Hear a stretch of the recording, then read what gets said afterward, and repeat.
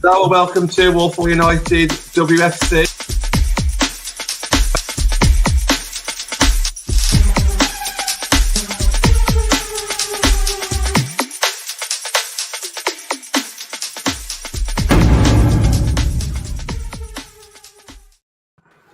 Hello and welcome to Walsall United with me, John Foster, UFC. Loads of people in the comments already. Really exciting show. Lots of news and updates over the last 48 hours. Joining us tonight to help us go through some of those points is Rob and Alina. Rob, how you doing, mate? Yeah, I'm good, thank you. And yourself? Yeah, very well, thank you. Thanks for joining us. I know it's kind of short notice, but I know you're the man to speak to about some of these things, so really looking forward to hearing what you have to say. And Alina, welcome back to the show. How are you? I'm good, thanks. Thanks for having me. How are you? Yeah, I'm good, thank you. Yeah, not too bad. We are a little bit later today. That's all my fault. I had to work until 7 o'clock, so I've literally raced home, put a Man United top on, and then pretty much away we go. So that's pretty much where we are. Connor, how you doing, mate? You okay? Yeah, all good, all good. Enjoying the bank holiday weekend. So, what better way to start it than coming on here, right? Absolutely, the sun's shining as well. I've got my drinks here, so yeah, lots to talk about. We do want to talk a little bit about how the Euros could potentially affect transfers. I want to talk a little bit about which is going to be the biggest deal that's going to start the ball rolling. I think it's probably started today, in fact. So we'll get stuck into that. I know Rob wants to talk a little bit about Chelsea. There's been a few rumours around a certain defender on Twitter the past week, so I want to listen to a little bit about that and other stuff. And Alina's going to talk to us a little bit about the German market and the Swedish market. There's so much to get into.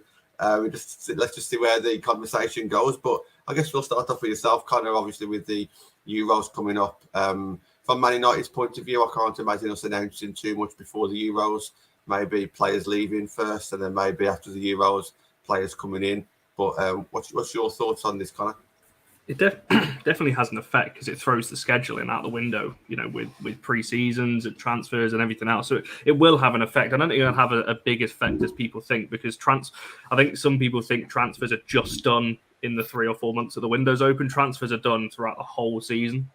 So it will affect maybe announcement timings and things like that. Things might have to wait until, and medicals, you know, where players are out with the national side. So those kind of things might be slightly delayed. But with WSL sides, you know, with it being in this country, it might be slightly different. So yeah, it will have an effect to an extent, but I don't think it will be that big. Purely not for the WSL, because, you know, the teams are playing in this country anyway, and also the deals will be happening. There'll be some deals that would have been agreed in January that have had to wait until the summer to get over the line. We've seen that with United in the last few years.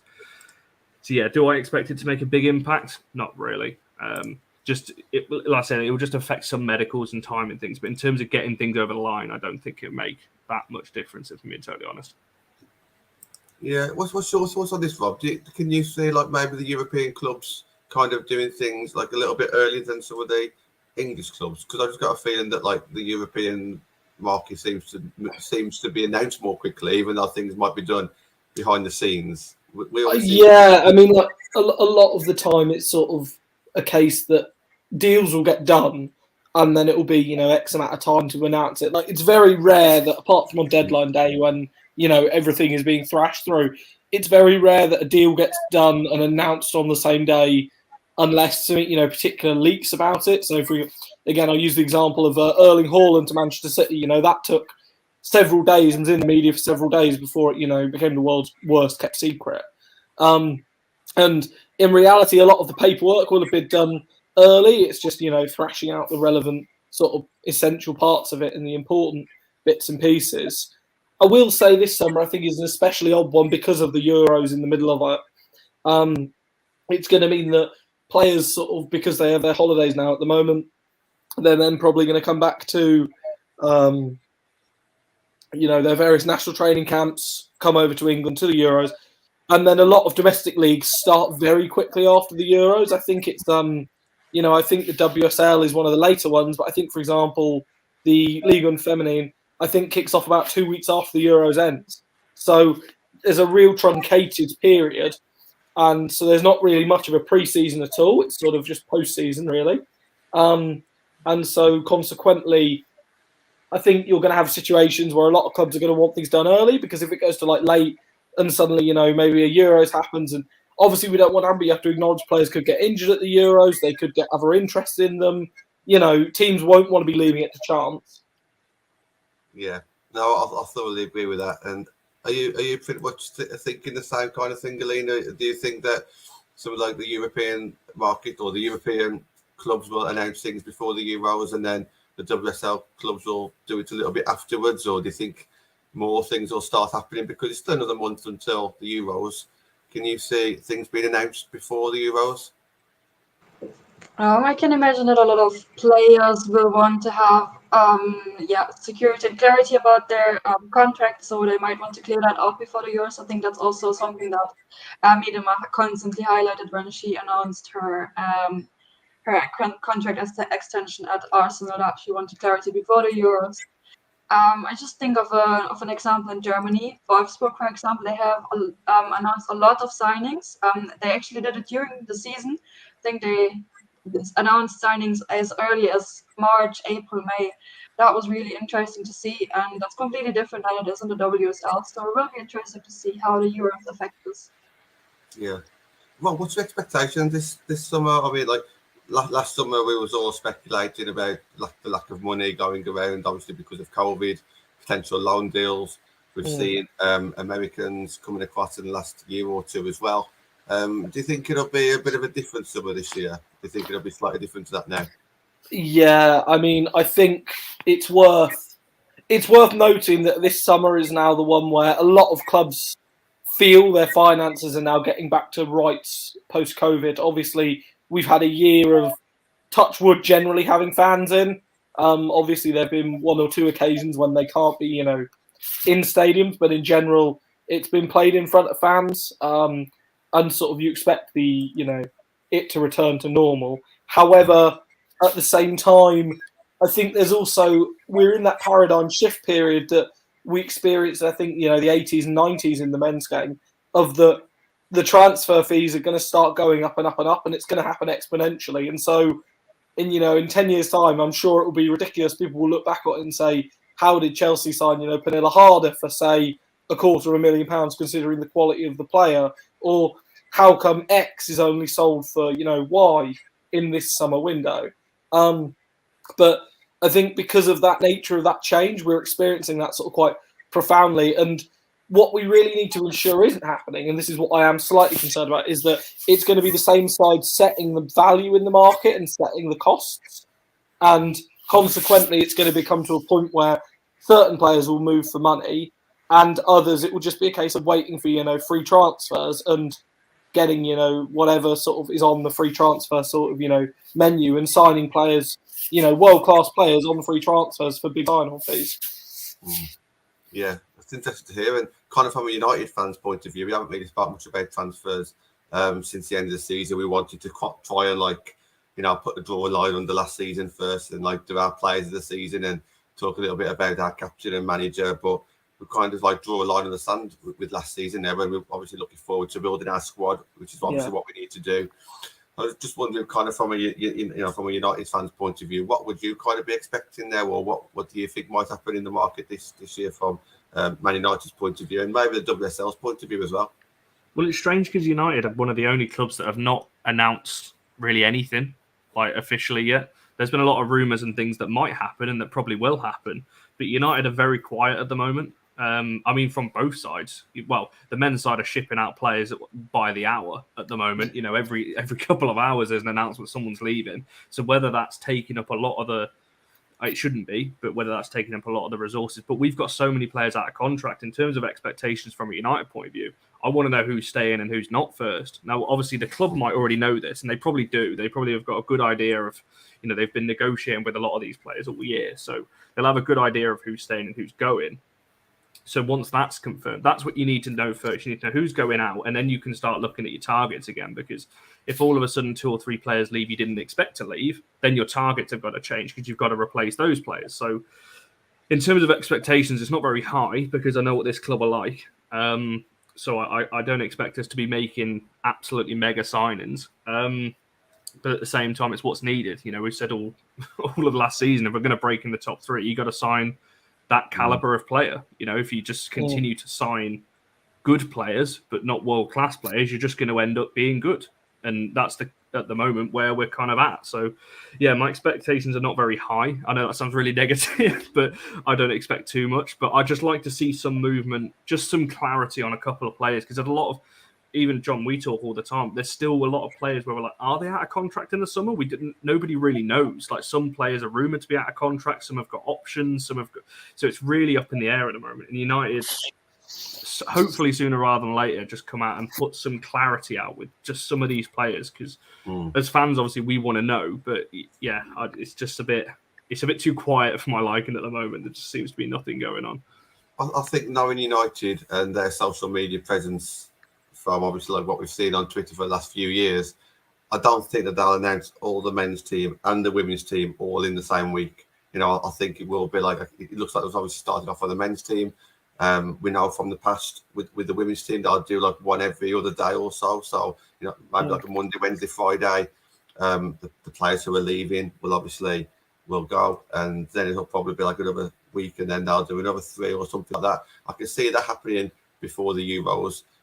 We've got TJ in the comments saying it's also bad that Skinner said he's going to do most signings after the Euros. Now, that doesn't mean that they'll only start looking after the Euros. Connor, you mentioned it earlier. 9 times out of 10, I reckon these deals will have been done. They just won't be announced until after the Euros, or maybe come for the medical. It's all pretty much done and dusted, just coming for a medical. So I think that's pretty much where I see us at. But Alina, what are your thoughts on like Man United and the WSL? Can you see many like top players coming to the WSL? It seems to be year after year, you know, the WSL seems to be getting stronger. Do you see that being the case? Yeah, definitely. I think Man United is on a good way to play an important role on top of the league. I mean, you have great players, a great squad. Obviously, could use some additions, but I'm sure the club is working on that. And there were other great players throughout the last transfer windows that were obviously linked to Manchester United. So that also shows that the club has a good reputation and continues to attract talented players. Yeah. Rob, let's move on a little bit then. I want to stick with Man United just for one more specific player, Ona Batlle, obviously heavily linked with Barcelona. I just want to get your thoughts on that one, but it also kind of links in with other players, linking in with other players and getting the ball rolling. And obviously this can tie into Martins as well. And so let's just hear your thoughts first on Ona. You know, no smoke without fire. Like I and say what I know. So there are 2 WSL sides that have gone up with the money that you want for Ona Batlle. The fee isn't really relevant. All I'll say is it's not insignificant, but we're not talking a world record fee. I think that's probably to be expected. You know, defenders tend to be depreciated in the market. It's very rare there's a high cost to it. Again, that's its own separate point, that comment there for TJ. But it's sort of, from what I understand, she has basically told both these clubs, like, I'm flattered by your interest, but I want to go to Barcelona. And as a result of that, it's up to Barcelona to stump up the fee in question. Now, whether they will or not remains to be seen, because Barcelona themselves aren't as bad as the men's side, but they certainly aren't cash rich this summer. If they did sell 1 or 2 players, it potentially, you know, does open up the possibility of it. But from what I also understand, because they've got Marta Torrejon and, you know, other players in the situation, I've been told that they would be quite happy just to wait for another year and sign her on a free transfer next year. From what I understand, Chelsea basically have said, like, you know, if Ona's not happening this summer, we need to look elsewhere. And they have indeed done that. Again, they, you know, from what I understand, Chelsea are very close to wrapping up the signing of Eve Perisset. She may have done her medical today at Clairefontaine training ground. She's a very good right back in her own right, a very offensive right back. It's probably good for the wing back position as well. And Chelsea also have, you know, opportunities. They can play Jess Carter out there, Erin Cuthbert can play there, Nim Charles can play there. So I think, you know, Ona, likely if she goes, she leaves the WSL. If I was to predict it at the moment, I think she still will go. But I do think, you know, there will be a clock somewhat that will be ticking. And I also think, you know, Barcelona will have alternative options. They will have alternative targets. So I think it's, it hangs in the balance a little bit, but at the moment she's more out of the door than in the door. I want to ask you this one, Rob, and Connor, Alina, you can answer this and get in the comments as well. If you was Man United and you knew that you was going to lose Ona at the end of next season, no matter what, would you want to keep her for that extra season and keep her next season, knowing full well she's going to go on a free, or would you want her to go a year early, so you're probably losing one of the best fullbacks that you're probably ever going to have, but at least you'll be able to get a bit of money out of her this season? Rob, I'll stick with you on this one. It's a tough one, but again, it's a catch-22. Like on one hand, you say if you sell Ona at the moment and you bring in, say, 2 or 3 quality replacements with the money that comes in, and you scout effectively because they are available out there. And this is the thing with the women's market, is that a little bit of money can go a very long way in the market. If you scout 2 or 3 quality replacements and make the squad stronger, is that more of a benefit? On the other hand, there is also the argument that, for example, if next year United do struggle for whatever reason, or Ona herself gets injured and is out for the year and is then available on a free transfer and goes, do you lose out in that regard? Certainly, I will go on what Chelsea's perspective has always been to any player, is that on the women's side, there's been no player who's been bigger than the club. And that has been why people you may or may not have seen the One Team, One Dream, but in One Team, One Dream, there's a certain player who is a very, very good player, but isn't a team player. And Chelsea are very happy to jettison her, and do indeed jettison her. And subsequently after that, I've been told the dressing room morale has improved significantly. There's sort of been a lot more, there's no longer egos in the dressing room. It's sort of less egos and more winners, which is what they need to do. If I was United, what I would, do is, and again, this depends on whether she wants to come, but I think you can make a very good argument to her, is get the money in, and whatever money you get in, you go straight to Brighton and you pay for Maya Letizia. Because I think Maya Letizia will go straight in. She can play multiple positions. She's guaranteed starting minutes, which is one of the reasons why she's not already moved, because other clubs have made, offers, and she is sensible. She wants to play minutes. Failing that, the thing that they really should have done is make a really good proposal to Steph Catley when she was available on free transfer. Because I think, I'd said this at the time a couple of weeks ago, I think Steph Catley is a great player. I think, a lot of the time she gets underlooked at Arsenal, but it was no surprise their slump mid-season coincided with Catley going away to the Asia Cup. And yeah, I think, that's really the issue for me is, do I trust them to scout a quality replacement? And the answer is no. Okay, let me just read a few comments and I kind of want to ask you your opinion. So Lansdale thinks on a stage for one more season, then goes on a free. Also, obviously wants to keep it to get Champions League, and that's absolutely right. We do stand more of a chance getting Champions League with her, of course. John Kamara, I haven't read this out yet. Just let's have a quick look. If I was United, I would say you have this long to sign. Okay, so basically give it a deadline. Yeah, absolutely. Yeah. It's funny how Letizia name keeps on coming up, but it is true. We've been saying that name for quite a few months on this channel. I think Matt was probably one of the first players to kind of recognise the talent, probably last summer. So, yeah. Connor, what's your thoughts on that question I posed earlier?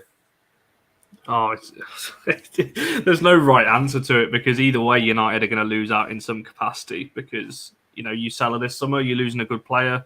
You let her go on a free next summer. Yeah, she stays another year, but I have to bring this up, but I don't think she's that kind of player. You'd have to question if she really wants to go.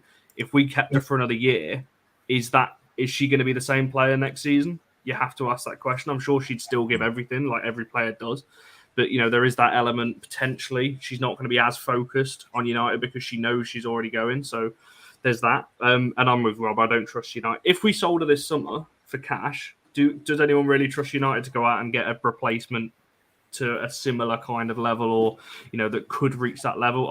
I don't think so. So yeah, I really don't know. I think she does go this summer. I think we do sign a fullback, but I don't think it's going to be anywhere near the quality, and we are going to drop in that position. But I will say, if we can use that money, like Rob said, to improve other areas and improve the team as a whole, then it's going to be worth it. And ultimately, like I say, if she really doesn't want to be here, then you have to let her go. But there's two parties in this. If Barcelona can't stump up the fee, then she's going to have to stay, isn't she? So, yeah, I don't know. I expect her to leave this summer, if I'm being totally honest. She clearly wants to go. Barca clearly want her. It's just about the fee. I don't expect it to take too much longer, to be honest. There's two things that you said there, Connor. One about we might be able to bring the money in to improve another position. That reminds me of Lauren James last summer. So obviously we did weaken our front lineup. However, we improved our fullback situation. So even though Lauren James was an amazing talent and she'd played really well for us, we did manage to improve our fullbacks by bringing Hannah Blundell in. So, you know, it could be something very similar to that one. Absolutely. And obviously you mentioned can Barcelona stump up the funds? Well, that'll lead us on to our next topic shortly. But Alina, what's your thoughts on this? If you was United, how would you kind of play this? Oh, difficult question. I don't know really. It is a massive game. That's really difficult. I think United are a club that would probably, well, I'll say that United themselves, they would probably want to cash in a bit of money on it, but I'm sure no one wants her to leave. And I'm sure Skinner, even next season, would try and convince her to stay as well, especially if we do have a very successful season again, the Champions League next season. Come on, Rob, talk to us a little bit about what's going on today in France. That's got a very, that may link in with what we've been speaking about. Yeah, so I mean, it's all changed probably at both. We'll start off with Lyon. So obviously, Lyon once again defended once again reclaimed their title of Queens of Europe after some upstarts from Spain threatened to take it for 1 year and declared themselves the greatest side of all time. I don't think Ada Herb and co really liked that very much. I was talking to Willie Pash, the vice president of the Lyon Femini sort of supporters group.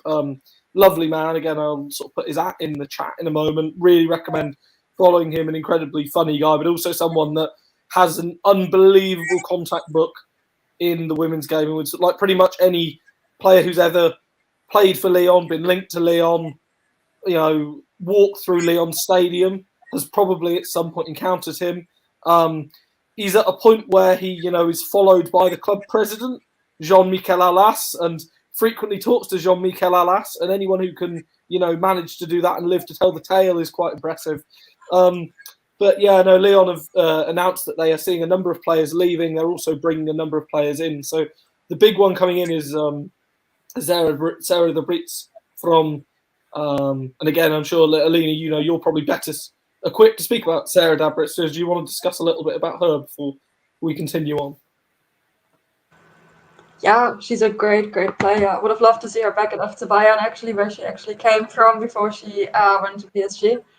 But yeah, she's great in midfield, dictating the tempo, dominating in midfield, and making sure her team stays in shape. So great signing for Lyon if that goes through. And at the same time, Lyon, are losing players. The main one being Kadisha Buchanan. Now, again, Buchanan's one I've had to keep my trap shut a little bit on this because back in January, I was told that Chelsea were going to go pretty much all guns blazing for Kadisha Buchanan. And that stuff was happening behind the scenes. And I did hint at this on one of the times I was on here that, Chelsea are talking to out-of-contract players and they're the sort of side that Chelsea are the sort of side, again, you don't see it directly in the documentary, but I know a similar conversation occurred where after the COVID season happened, Chelsea had won the league, Beth Ingram was top scorer, they just signed Sam Kerr, and the first thing was Emma Hayes was asked, do you want Pernilla Harder? And Emma Hayes said yes. So, it's the sort of side where even if you are a brilliant player, you're always looking behind your shoulder, and whether that's, the right thing or not, it's the same thing that Lyon do. It's what's made Lyon incredibly successful. So I think that's the model that they are trying to copy. But in terms of Kadisha Buchanan, obviously then sanctions hit and it all went a bit quiet. There was talk of a move to Real Madrid, who have a really ambitious, interesting project on. They're going to be announcing the signing of a player who I'm sure Manchester United fans will be very happy to see the back of, who they've frequently seen scoring worldies against them in the next couple of weeks. But they're also, looking at other names. They're trying to poach one of Barcelona's big names as well. They have an interesting project there. and Buchanan looked like she was set to go there. But I spoke to Willie yesterday because he sort of afterwards tweeted that Buchanan's off to Chelsea, and he confirmed to me, that he's spoken to her dad and also to the player, and both of them had said that. Sky, Anton Tolowoi from Sky has now reported it today. So it seems that one probably is going to happen. I have to say I'm a little surprised. I'm delighted by it because, it's a world-class signing. It's another one of these stupid examples in the women's game of, world-class players moving on free transfers. I see people bigging it up and saying, watch this space. It's sort of I can't remember his exact phrase, a move to reshape the pecking order in European football or something like that. I tend to always, anytime an agent starts speaking, I tend to only hear pound signs coming out of it. But it's, it's an exciting signing. It's someone who really, elevates the squad. And at the same time, Eve Perisset coming in, while she's not quite as young as Ona Batlle, she's a similar sort of profile to the player, really attacking fullback.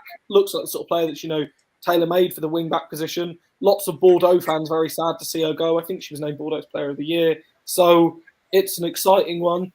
The other ones, Chelsea are looking at Katarina Svitkova on a free transfer. She was, starring for West Ham, and Chelsea, I think, just basically want to up the quality of the squad players they have. So last year, the role that Drew Spence sort of provided, I think they're looking at Svitkova for that.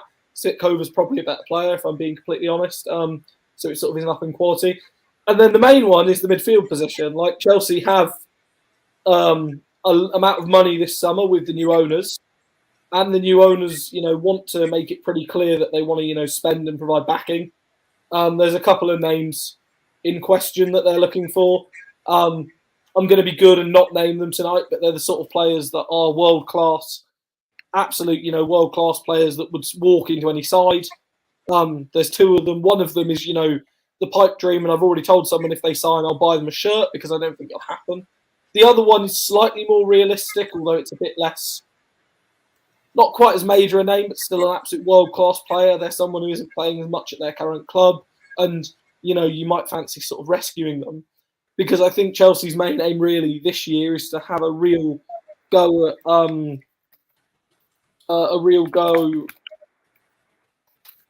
at the Champions League. And I think, based on some other stuff I've been told, there's some other bits and pieces that, are going on in the background, but they're sort of, Chelsea's aim this summer, I think, is, as Emma Hayes says in the documentary, what got us here won't get us there.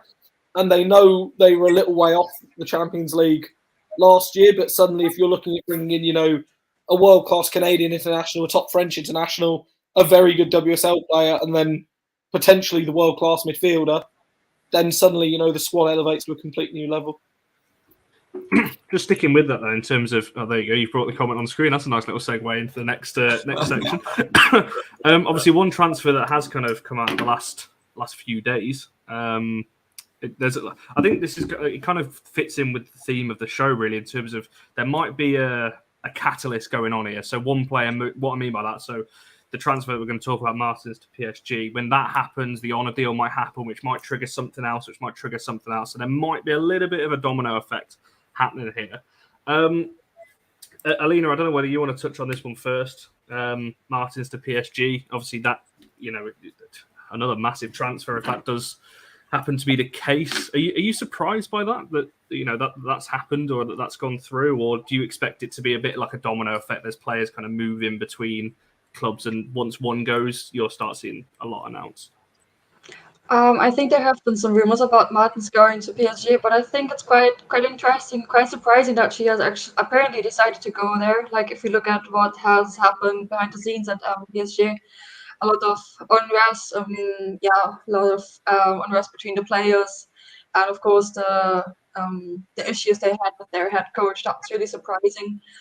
That maybe a player now decides to go there just because of what is going on behind the scenes, because that sounded very chaotic. And I think a really professional and really established player like Martins would really want to go to a professional environment, which she will surely get at PSG. But of course, they need to sort out what's going on behind the scenes. But it could definitely have a domino effect because Barcelona obviously need a replacement for her. So it'll be interesting to see who they bring in for that. Rob, are you kind of on this same thoughts with this transfer? Is it is it a bit like a domino effect? Are we seeing kind of PSG, Barcelona, there's a few transfers, almost like a little bit of a triangle going on here? Yeah, I mean, one of the main things I will always say, and this is one of my 10 commandments of the transfer window, is don't try and link transfers to one another, because most of the time, even when fans love inventing these scenarios, if X goes well to Y can unlock this.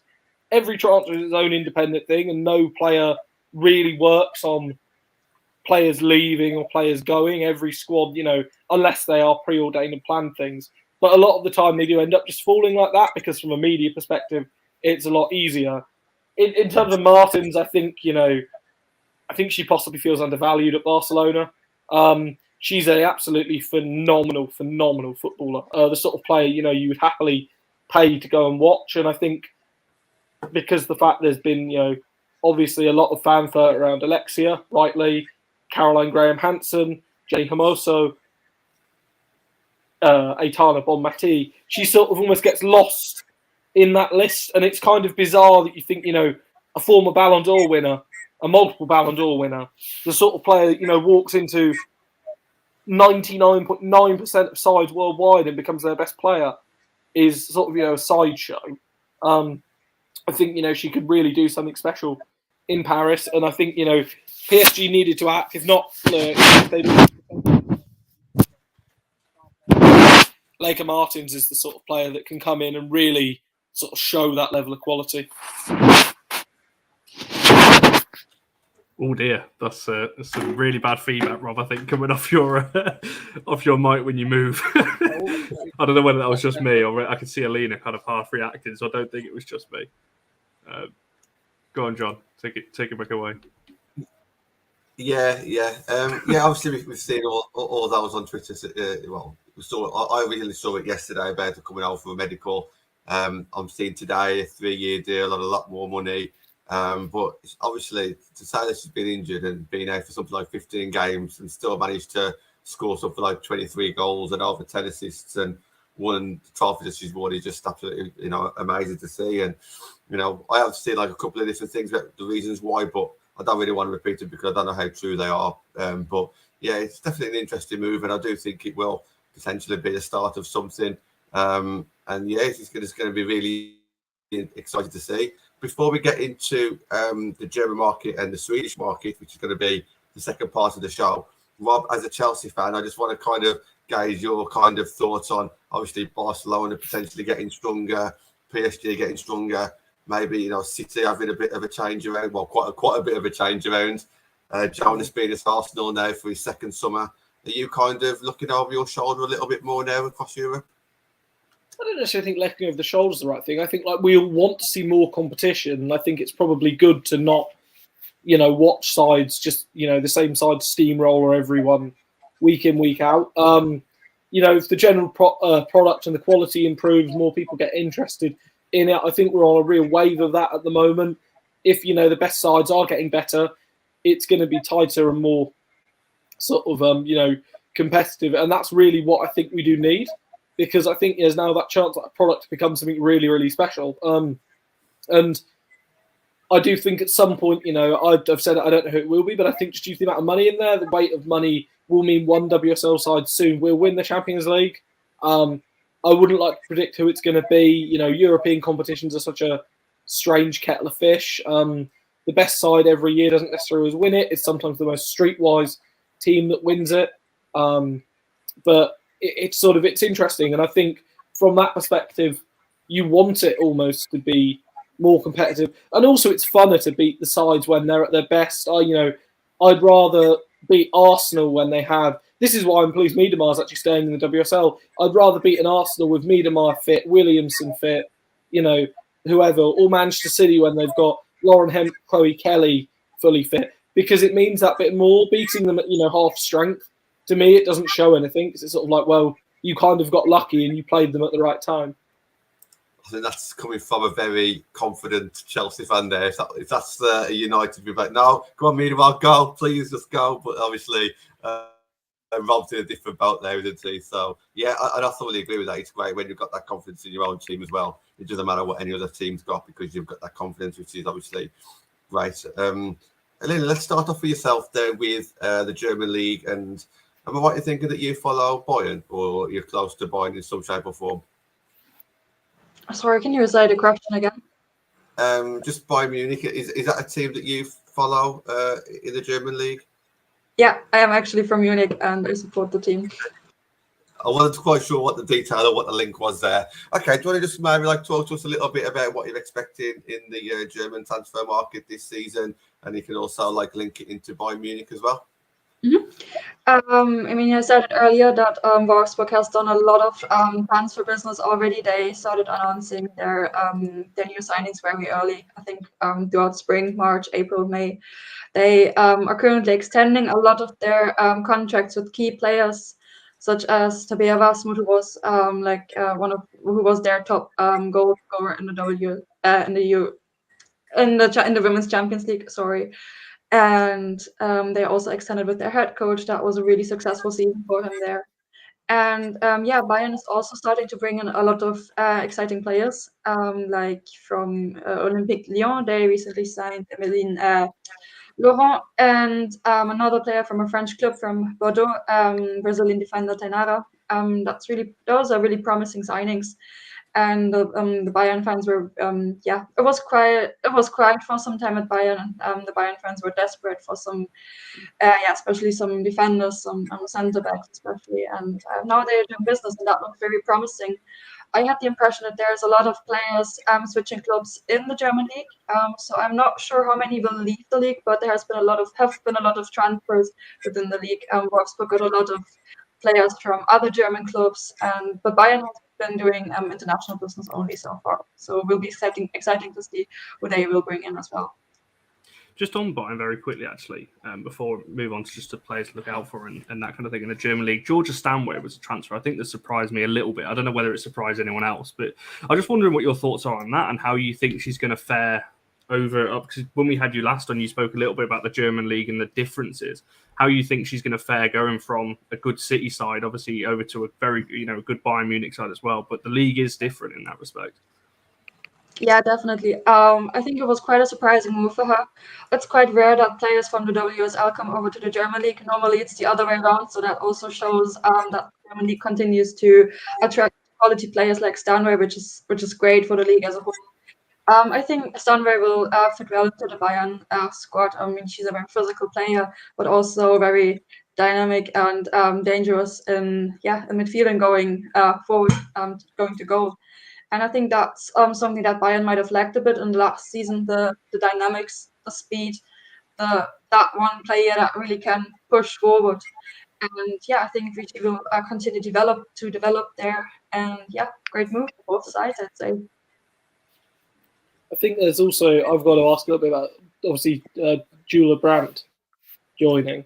How pleased are you to have got that over the line, or to have seen that, to see her stay in the Bundesliga, and to see her stay in Germany? It makes a lot of sense for her to stay in Germany. Like, her breakthrough season was obviously this year, and she had a lot of she had a couple of really good games for the German national team. That's when she caught everyone's attention, like scoring on her debut and everything. It just went very fast for her. And then she made the move from Hoffenheim to Wolfsburg, so that makes a lot of sense. She's quite young as well, and she hasn't been at the national team for that long, so it makes a lot of sense for her to stay in the league and continue to develop there, and then make the move abroad. And I'm sure she will go abroad soon, but right now it doesn't make a lot of sense in terms of her development. Yeah. And what do you think of? Obviously, again, you mentioned that they managed to save sort of Wasmut's deal at Wolfsburg, Bayern even. What do you think in terms of Tabea Wasmut? Did you think she was going to be tempted elsewhere, or? I mean, she just made the move to Wolfsburg last summer, so I would have been surprised if she would leave them right away, like after 1 year. Also shows again that the quality in the German league is there, that it continues to attract the quality players, and it's great to keep players for her. And I really hope that she stays for some time there. And I think it's also, again, you've also got to mention, again, obviously your rivals, because I know you don't like Wolfsburg very much, but Alma Schultz obviously leaving. How much do you think that'll affect them? Because obviously she's been such a great goalkeeper such a long period of time, and I think she's going to the NWSL. I think, is it in January or is it possibly this summer? Sorry, who were you talking about again? Alma Schultz? Yes, she's going to the NWSL. That's an interesting move actually, because she's like joining Angel City, I think. And that's like I think German media call them a bit like a Hollywood club. And Alma Schultz has a really interesting personality. Like, she doesn't use social media at all. She prefers to use like she really raises her voice for for social topics and social political issues within football, and she usually does that throughout interviews and like magazines or like newspapers and stuff. So it's really interesting to see her with that personality, with that background, going to like an American club. That's like a bit of two worlds colliding, but it's like it will be great for her. Great loss for the German Bundesliga, of course. She's left her marks there, but of course I can understand that she's reached a certain point in her career where she wants to experience a different league. And obviously you've seen various bits of sort of business happen, I suppose, in the last couple of years, and a lot of players leaving the sort of Frauen Bundesliga. Is it quite good? Obviously, you have the player signed from Lyon the other day. You've got Georgia Stanley coming in. Is it quite nice to sort of see all of that happening, sort of see it staying strong? Because I know there was a bit of a concern that players were just going to get hoovered up by the WSL. Yeah, definitely. We have quality players, and I think this year was a very competitive season in the Bundesliga. Actually, it's just Bayern and Wolfsburg decided the title between each other, but there were also some other contenders for the who challenged the top two, basically, like Frankfurt or Hoffenheim. They had great seasons. Like Frankfurt obviously has a top striker, Laura Freigang. And it's great that these players have partly extended their contracts, and it's great to see them stay in the league. And as you said, of course there was a concern that everybody would want to go to England, but looks a bit as if that development has slowed down a bit. At some point a lot of them will go to England, but not right away, I'd say. I will say I'm looking forward to in about 2 years' time when Chelsea sign Laura Freigang and just bring Freigang into the WSL, because I agree she's one of those players that, again, I'm kind of surprised but also quite pleased that she stayed at Frankfurt. And at the moment, from what I understand, she's unlikely to make a move this summer. Obviously, if you or Wolfsburg go and offer a big pot of money, Frankfurt operate on a completely different scale. But I think it is interesting because she is someone who genuinely is a very good player, maybe on the cusp of being world class. And I think that's one of the reasons I sort of said that makes Germany, to me, one of the dark horses this summer for the Euros. People do it, but you realise they've got people like her and Lea Schuller as well. There's so much, quality in that attacking lineup, and there's very good players. Obviously, Melanie Leopold being missing for Germany is a big miss because she's, a great player. But there's so many other really good sort of talents in that Germany side. Again, I talked about Germany just as you wear your Sweden shirt. I know where the loyalties really lie. Alina, I just wanted to. Lie. I just wanted to ask you, because obviously we were discussing Ona earlier. Now, like I said, most United fans fully expect her to be going. It kind of links into players to look out for, I guess, from the German market, if any. But if you had to look at fullbacks, obviously from the WSL, you're looking at, Laetitia or, obviously Ashley Neville before, the contract and things like that. Is there anyone from the German market potentially could be that replacement that maybe some fans are overlooking? I think those players you have to look at in the German league are mostly forwards, strikers. We need some forwards and strikers as well. Yeah, they have a lot of great players in attack. I think the defenders and sometimes the midfielders often get overlooked. So I'm not quite sure about the fullbacks, if I'm honest. And only one I was thinking, again, not a fullback, but just a very good young defender, Kleinhern at Frankfurt as well. Yeah, definitely. I think she has still some years left on her contract, but she's definitely one to keep an eye on. She's kind of establishing herself at the German national team right now. It will be very, very interesting to see her at the Euros this year, so keep an eye on her.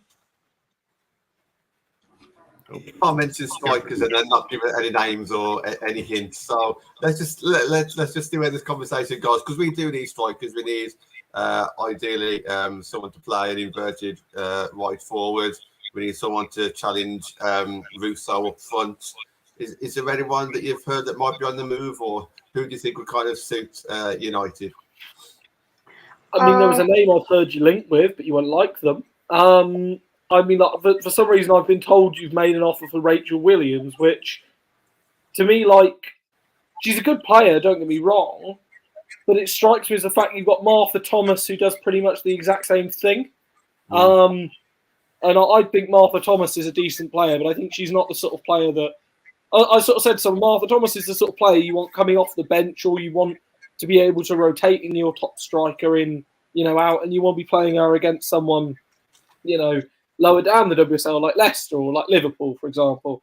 But you sort of, it's the sort of situation I think at the moment. United's difficult situation I think they're going to find themselves in, and I think this is the one that is going to be the case this summer. Is that top strikers cost a premium, and unless they're going on a free transfer, it sort of means that you have to pay a lot of money for them. Now, again, people like Freigang at Frankfurt, they would be available at the right amount of money, but it's whether that right amount of money makes sense for your owners and also for what you want to pay and also, what's been spent. I mean, again, I said it a couple of weeks ago, and she did sign a contract at Arsenal, but I still think you missed a real trick with Caitlin Ford. I think something could have been done there, but, she said she's red, white, and loves Vegemite, so unfortunately, that one isn't going to go anywhere. There was the is it the striker at Bordeaux who's left this afternoon, who's announced he's leaving today, whose name evades me, Alina? Can you remember her name? Oh, not sure. You know who I mean. It's I'm gonna have to give me a second while someone say something while I Google this. I'm not sure I would spell it Snows probably, but I don't know. But she's definitely she's on the move on that. I hope she goes to a good club. She's Dutch and she's desperate to Arsenal, very desperate to bring her in. She's very desperate to get out of Miedema's shadow at the national team level. So going and playing second fiddle to Miedema probably isn't the best plan. That's the sort of player I would be looking at. Someone who's keen to go and show what they can do and show where they can improve. I must admit, I'm a little surprised that Signe Brun hasn't resurfaced in conversations. Sounds like she might be going to Everton. It would be a gamble, to put it politely. But I'm a little surprised that something hasn't come from there. Someone mentions Nikita Paris. I mean, Nikita Paris is a weird one because Nikita Paris almost feels like one of those players that 3 years ago, if you'd have said it would have been a great signing. But after a year where she's barely played for Arsenal and, has been struggling with consistency, struggle with fitness, struggle with form, it feels like a sort of, the sort of deal that wouldn't happen. Kyra Cooney-Cross has just moved somewhere. I think she's gone to... Has she gone to the Swedish league? Yes, she's at Hammarby in Sweden. Yeah. Do you want to discuss the Swedish league a little bit? Because I know that, you have an expert knowledge of the Swedish league, so take us away. But before, there was actually a player that came to my mind that could fit Manchester United. It's just a thought. With Bayern, we had Alina Bernstein, and she's out of contract, and she left Bayern. She's a great and experienced player, very versatile in attack. So I think she could fit United, if I may say so. Yeah, that's a really good shout, actually. The Bayern side.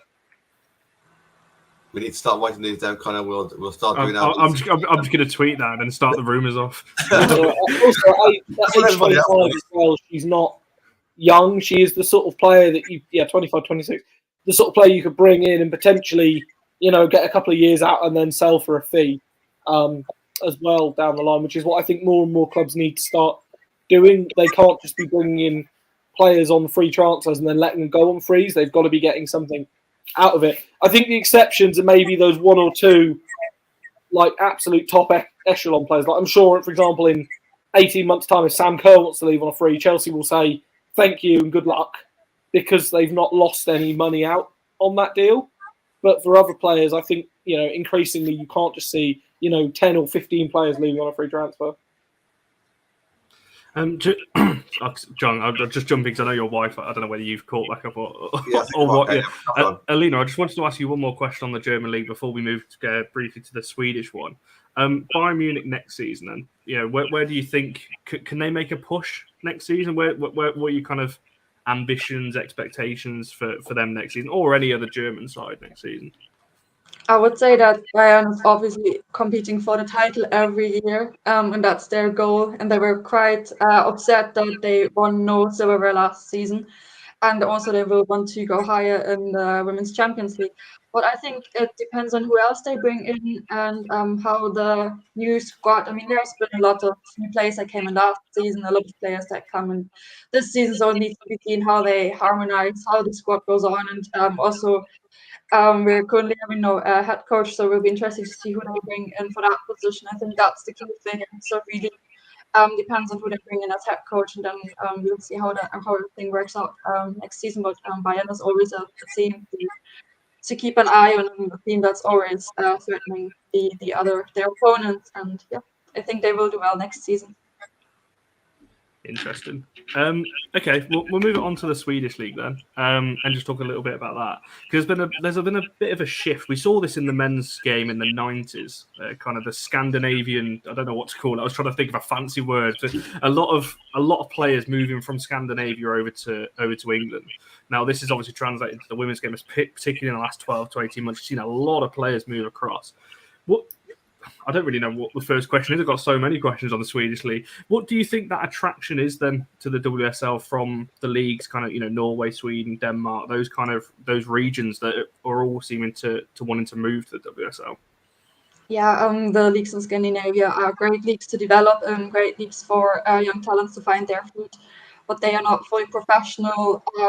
The facilities at the Swedish clubs don't compare to those of the WSL clubs. So every player that really wants to go a level up has to do the step abroad. And just just following on from that then, so players that are moving across, obviously, like I mentioned there, we've seen quite a few. What are the kind of differences? And if you had to sum up, same way you've just done with the German league, I guess, if you had to describe the kind of the differences between the WSL and obviously the Swedish league, is it more physical over there? Is it more technical? How would you kind of make those comparisons? As I said, some clubs, especially those who are a bit lower in the table, they kind of lack a bit resources. But I still say that it's a great league that continues to develop. Great leagues for players to develop in. I'd say it's quite physical, might not be as physical as the German league or the WSL, but still very good way to get started with the tactics. I think in terms of tactics, the Bundesliga is better in that respect because they really put a lot of emphasis on tactics and keeping the team in shape and having a good structure, being very disciplined. That's something that the Scandinavian leagues might not have in the same level. No, definitely. And I think it's also worth noting, especially with the Swedish league. The Swedish league there are some incredibly good technical talents in the Swedish league. I mean, this is the place where people like Pernilla Harder, for example, first made her name at Linköping. And there are a lot of really good players that you see in Sweden that go on and do really big things sort of elsewhere. I mean, I want to say Lega Martins also spent some time in. Yeah, she spent some time in Sweden at FC Rosengård. There's a lot of really, really good players that come out of the Swedish league, and a few years later they'll pop up. And then there are some going back. I mean, again, I have to plug John Anderson going back to Sweden here. Partly due to her choice of sort of wanting to be close to her family, but also the fact that she wants to, be that sort of star player. That's a hell of a coup for Hammarby to get a player of Anderson's sort of quality in her prime, in the sort of just towards the end of her prime, possibly still a national team sort of player. And yeah, again, Jenny Hermoso, another one. It's interesting, and I do find this, and I think it's more of a thing we know in the men's game, is that because there's access to a lot of international leagues, and you can watch things like the Championship quite easily, and the Bundesliga or Bundesliga 2, or watch sort of Spanish league, and you aren't watching the same teams over and over again. You can spot these talents, and you can say, hang on, they look like a really good sort of player. Whereas in the Women's League, because I think there's the lack of the accessibility of it, we're kind of all a little bit surprised when, say, X comes into the league and is absolutely brilliant. And I do think at times you have a bit of a English-centric bubble that we believe, the best players must be in the WSL because it's the most money in there. And a lot of the time that isn't true. And the quicker I think we realise that and we accept it, is the quicker we actually come towards being able to resolve that issue. Just one final. Well, I've got a couple of questions, Alina, before we look to wrap up. I'm going to use the phrase "hidden gems." Is there anyone over in Sweden at the moment that you think are going under the radar? Obviously, we see with transfer windows, there's always players linked to everywhere, but you get that one player that makes a move where you're like, "Oh, I've not really heard too much about them," and they go on to be, one of the best. Is there anyone that you know or that you think over there could make that jump that's kind of going under the radar at the moment? Yeah, I think I saw some comments from our viewers already. One player where I really think she makes a move soon. She might not be a hidden gem anymore, but she was for a long time. Definitely Johanna Rytting-Kaneryd from BK Häcken.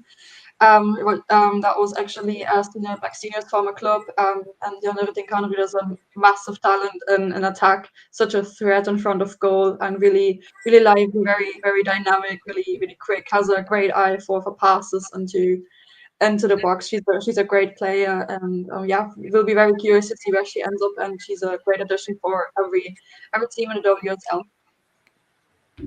I would also advise people that if you want to know about Swedish hidden gems, if you give Mia Eriksson a follow on Twitter. If you're not already, have you been living under a rock for the last 18 months? But if you are, go follow her, because she will. With her data analytics, you ask her for a profile of a player and she'll come out with it for you. She's told me loads of, again, if she's listening, I apologise if I'm butchering the name, link chirping again. I'm trying. But she, will know loads of hidden gems and quality players that are there. And I think that's generally the scouting sort of networks are getting wider and wider. Like I have a friend who scouts for Lyon in the Netherlands, and he was sort of saying that all the other top sides are realising that you can't just, go and scout a Lyon or a Wolfsburg in this game, because Lyon or Wolfsburg aren't going to sell you players. You need to be going and scouting the players before they join Lyon or Wolfsburg. 100%. I'm just going to wrap up. Well, obviously, John, you can do the wrap in a sec. But last question from myself, then. Just looking ahead toward. Oh no, John, you want to do that question for? I don't know who wants to pick that question up. Because I think it's a fair question. To be fair, we've seen quite a few Scandinavian players. I'm trying to think. I mean, the only one I can think of is Angeldal. I'm now doubting myself. Is she even Swedish? Yes, she is, and let's hope she gets more playing time at Man City next season, because she's a great, great player for Sweden. She has started in a lot of their recent games. Yeah, can John elaborate as some of the names he's thinking of who haven't settled besides Angeldal? Because all the Swedish players I'm thinking actually they settled quite well. I think with them being at say Everton, for example, I think Everton as a whole, there's issues there, isn't there? So it might not be down to the player, it might be more down to the team in that sense. Yeah. But yeah, I don't know too many. I kind of was about to ask about the Euros. So you've got your Swedish top on. Obviously, we'll be speaking a little bit about Germany. You're speaking to 3 English people. What are your thoughts on the Euros? It's not too far away. I know you mentioned before the show your team that's going to, your favourites. Do you want to kind of just talk a little bit about them and their chances?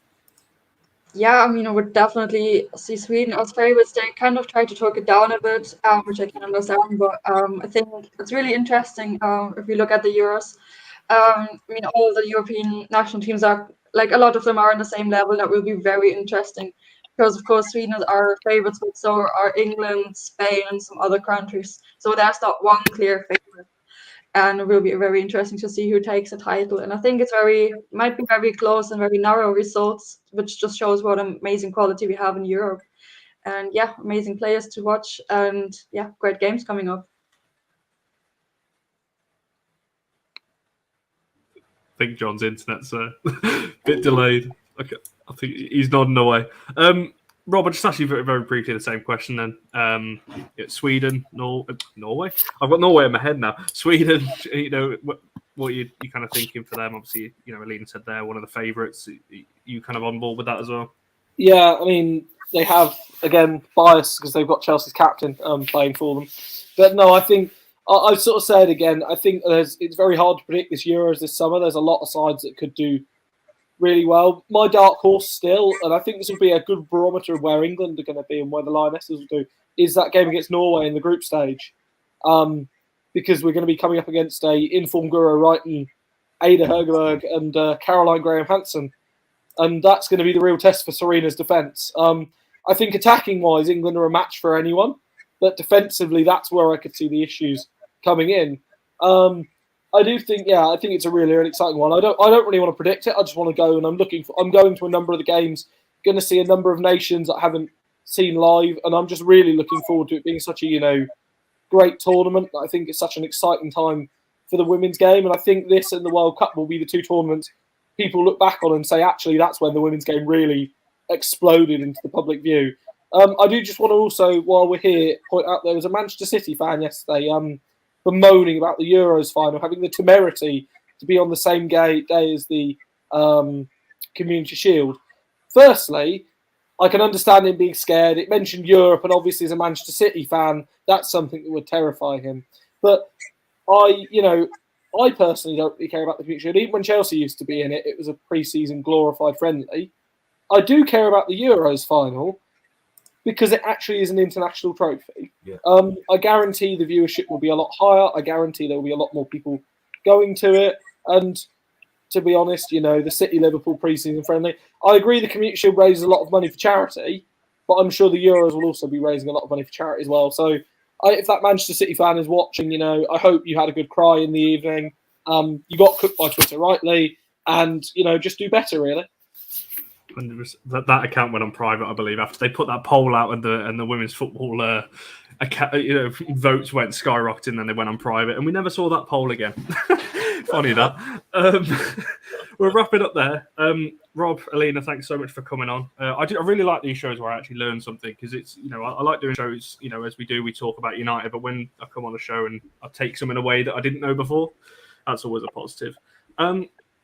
Friday Fans Forum be back tomorrow, I believe, normal time, 7:00. And obviously we'll have some content as well and all kinds of things over the weekend. And we'll start looking ahead more of these transfer shows as the weeks go on. And we'll also have guests from all over Europe talking about the Euros and their respective sides as well. Make sure you hit the like button, subscribe, and we'll see you guys soon.